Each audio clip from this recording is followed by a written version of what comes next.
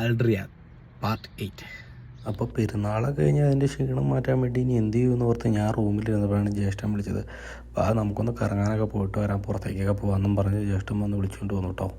അപ്പോൾ ആദ്യം പോയെന്ന് വെച്ചിട്ടുണ്ടെങ്കിൽ ഞങ്ങൾ പോയത് ബത്തേലേക്കാണ്. ബത്തേലാണെങ്കിൽ ഇന്നത്തേക്കാരും തിരക്കും കുറവായിരുന്നു. പിന്നെ നമ്മുടെ ചായക്കടയിൽ കയറി ഞാനും ജ്യേഷ്ഠനും കൂടി ചായയൊക്കെ കുടിച്ചു.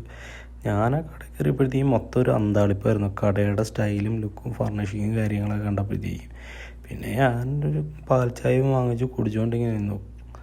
പിന്നെ ജ്യേഷ്ഠൻ്റെ ഒരു കടിയും വാങ്ങിച്ചു വന്നു. അതും കുടിച്ച് വെച്ച് ഞങ്ങൾ നേരെ ഷിഫയിലേക്കാണ് കേട്ടോ പോയത്. ജ്യേഷ്ഠൻ്റെ ചങ്ങാതിമാർ ഷിഫയിലുണ്ട്. അപ്പോൾ അവിടെ ചെന്ന് അഭിബ്രോ ഇറങ്ങി വന്നു. അഭിബ്രോ അടുത്ത് കുറച്ച് നേരം വർത്താനമൊക്കെ പറഞ്ഞ് വെച്ച് ഞങ്ങൾ സമയം നോക്കിയപ്പോഴത്തേക്കും 12 മണിയായിരുന്നു കേട്ടോ. പിന്നെ വേറെ ഒന്നും നോക്കിയില്ല, നന്നായിട്ട് വിശക്കുന്നുണ്ടായിരുന്നു. അപ്പോൾ അഭിബ്രോ അടുത്ത് സലാം പറഞ്ഞ് വെച്ച് ഞങ്ങൾ നേരെ പോയി വെച്ചിട്ടുണ്ടെങ്കിൽ റിയാദിലെ ഷവർമ ഹൗസ് എന്ന് പറഞ്ഞ സ്റ്റോറിലേക്കായിരുന്നു. പിന്നെ അവിടെ ചെന്നു, അടിപൊളിയായിരുന്നു.